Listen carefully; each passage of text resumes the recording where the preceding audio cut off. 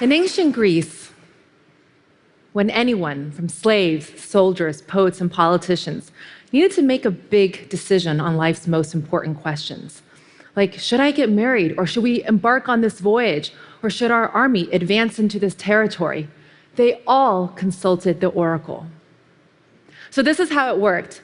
You would bring her a question, and you would get on your knees, and then she would go into this trance. It would take a couple of days, and then eventually she would come out of it, giving you her predictions as your answer.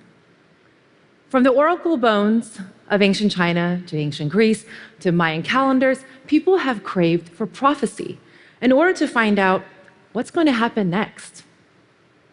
And that's because we all want to make the right decision. We don't want to miss something. The future is scary, so it's much nicer knowing that we can make a decision with some assurance of the outcome. Well, we have a new oracle, and its name is big data, or we call it Watson, or deep learning, or neural nets. And these are the kind of questions we ask of our oracle now. Like, what's the most efficient way to ship these phones from China to Sweden? Or what are the odds of my child being born with a genetic disorder? Or what are the sales volume we can predict for this product? I have a dog, her name is Elle, and she hates the rain. And I have tried everything to untrain her, but because I have failed at this, I also have to consult an oracle called Dark Sky every time before we go on a walk for very accurate weather predictions in the next 10 minutes. So sweet. So because of all of this, our oracle is a $122 billion industry. Now, despite the size of this industry, the returns are surprisingly low. Investing in big data is easy, but using it is hard. Over 73% of big data projects aren't even profitable. And I have executives coming up to me saying, we're experiencing the same thing. We invested in some big data system, and our employees aren't making better decisions, and they're certainly not coming up with more breakthrough ideas. So this is all really interesting to me, because I'm a technology ethnographer. I study and I advise companies on the patterns of how people use technology. And one of my interest areas is data. So why is having more data not helping us make better decisions? Especially for companies who have all these resources to invest in these big data systems. Why isn't it getting any easier for them? So I've witnessed the struggle firsthand. In 2009, I started a research position with Nokia. And at the time, Nokia was one of the largest cell phone companies in the world, dominating emerging markets like China, Mexico, and India, all places where I had done a lot of research on how low-income people use technology. And I spent a lot of extra time in China getting to know the informal economy. So I did things like working as a street vendor, selling dumplings to construction workers. Or I did field work, spending nights and days in internet cafes, hanging out with Chinese youth so I could understand how they were using games and mobile phones and using it between moving from the rural areas to the cities. And through all of this qualitative evidence that I was gathering, I was starting to see so clearly that a big change was about to happen among low-income Chinese people. Even though they were surrounded by advertisements for luxury products like fancy toilets, who wouldn't want one? And apartments and cars. Through my conversations with them, I found out that the ads that actually enticed them the most were the ones for iPhones, promising them this entry into this high-tech life. And even when I was living with them in urban slums like this one, I saw people investing over half of their monthly income into buying a phone. And increasingly, they were Shanzai, which are affordable knockoffs of iPhones and other brands. They're very usable. Does the job. And after years of living with migrants and working with them and just, really doing everything that they were doing, I started piecing all these data points together. From the things that seemed like random, like me selling dumplings, to the things that were more obvious, like, tracking how much they were spending on their cell phone bills. And I was able to create this much more holistic picture of what was happening. And that's when I started to realize that even the poorest in China would want a smartphone and that they would do almost anything to get their hands on one. And you have to keep in mind, iPhones had just come out. It was 2009, so this was like 8 years ago. And Androids had just started looking like iPhones. And a lot of very smart and realistic people said, those smartphones, that's just a fad. Right? Who wants to carry around these heavy things where batteries drain quickly and they break every time you drop them? But I had a lot of data, and I was very confident about my insights, so I was very excited to share them with Nokia. But Nokia was not convinced because it wasn't big data. They said, we have millions of data points, and we don't see any indicators of anyone wanting to buy a smartphone. And your data set of 100, as diverse as it is too weak for us to even take seriously. And I said, Nokia, you're right. Of course you wouldn't see this. Because you're sending out surveys assuming that people don't know what a smartphone is. So of course you're not going to get any data back about people wanting to buy a smartphone in 2 years. Your surveys, your methods have been designed to optimize an existing business model. And I'm looking at these emergent human dynamics that haven't happened yet. We're looking outside of market dynamics so that we can get ahead of it. Well, you know what happened to Nokia? Their business fell off a cliff. This is the cost of missing something. It was unfathomable. But Nokia is not alone. I see organizations throwing out data all the time because it didn't come from a quant model or it doesn't fit in one. But it's not big data's fault. It's the way we use big data. It's our responsibility.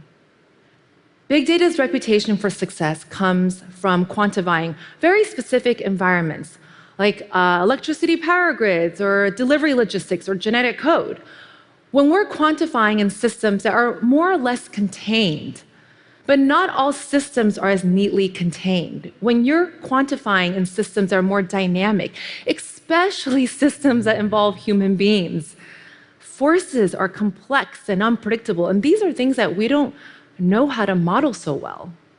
Once you predict something about human behavior, new factors emerge because conditions are constantly changing. That's why it's a never-ending cycle. You think you know something, and then something unknown enters the picture. And that's why just relying on big data alone increases the chance that we'll miss something while giving us this illusion that we already know everything. And what makes it really hard to see this paradox and even wrap our brains around it is that we have this thing that I call the quantification bias, which is the unconscious belief of valuing the measurable over the immeasurable. And we often maybe experience this at our work, or we maybe work alongside colleagues who are like this, or even our whole entire company may be like this, where people become so fixated on that number that they can't see anything outside of it, even when you present them evidence right in front of their face. And this is a very appealing message because there's nothing wrong with quantifying. It's actually very satisfying. I get a great sense of comfort from looking at an Excel spreadsheet, even very simple ones. It's just kind of like, yes, the formula worked. It's all okay. Everything's under control. But the problem is that quantifying is addictive.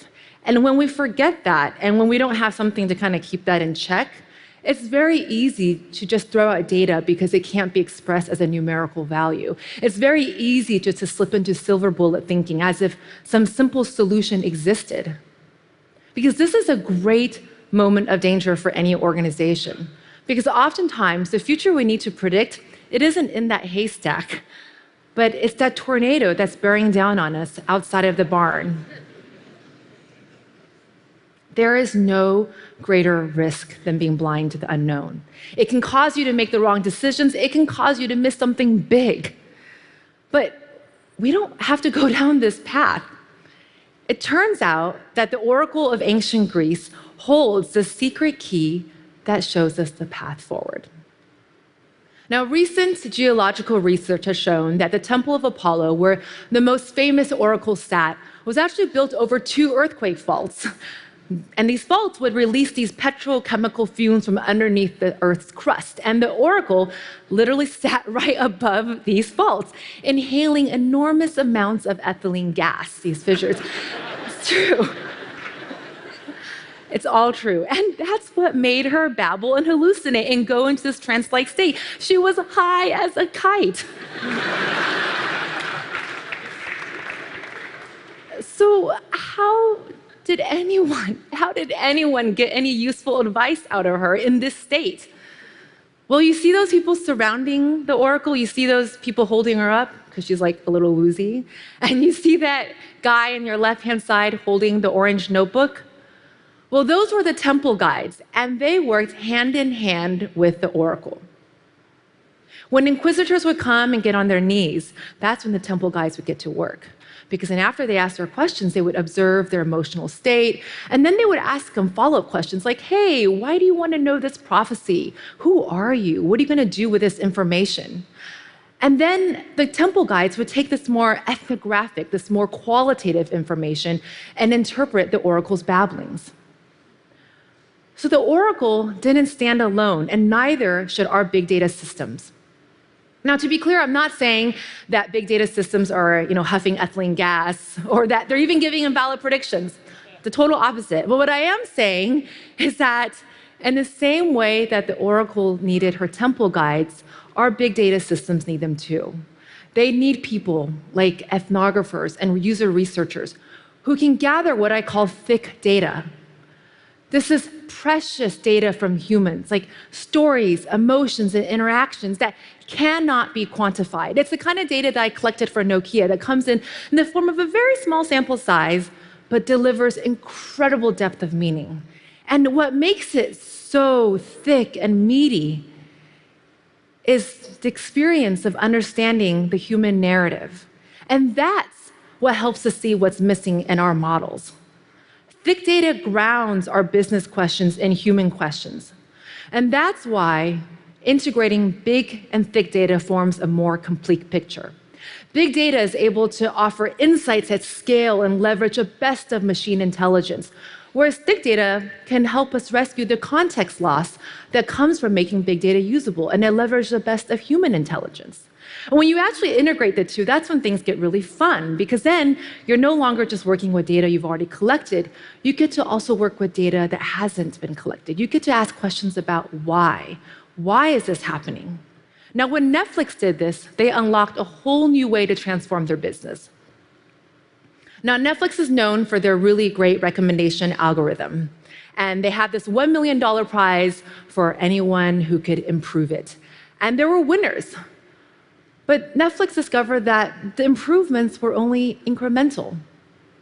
So to really find out what was going on, they hired an ethnographer, Grant McCracken, to gather thick data insights. And what he discovered was something that they hadn't seen initially in the quantitative data.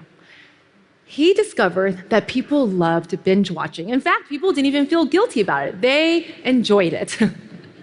So Netflix was like, oh, this is a new insight. So they went to their data science team, and they were able to scale this thick data insight with their quantitative data. And once they verified it and validated it, Netflix decided to do something very simple but impactful. They said, instead of offering the same show from different genres or more of the different shows from similar users, we'll just offer more of the same show.